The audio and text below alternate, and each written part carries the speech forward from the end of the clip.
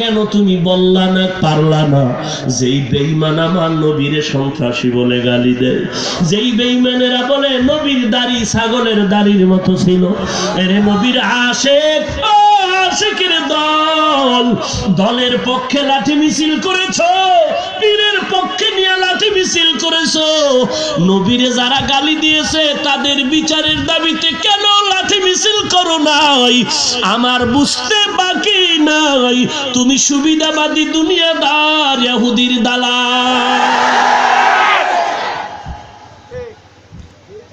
দলের জন্য জীবন দাও, পীরের জন্য দাও, নবীর জন্য তো জীবন কার গোষ্ঠী শুদ্ধা দেওয়া দরকার ছিল।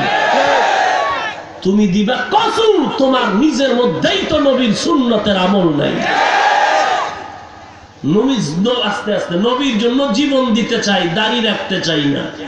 নবীর জন্য জীবন দিতে চাই, টুপি দিতে চাই না। নবী বুঝায় দিলেন মক্কার জমিনে কষ্টের ভিতরে অস্ত্র কেন নিলাম না।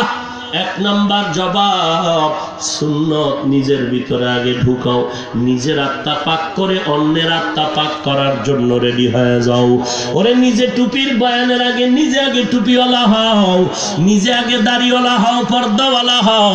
এ টুপি আমার বাবার না, দাদার না, আমার লম্বা দাড়ি এটা নবীর মোহাব্বতের আদর্শের পরিচয়, এটা কোনো পীরের পরিচয় না।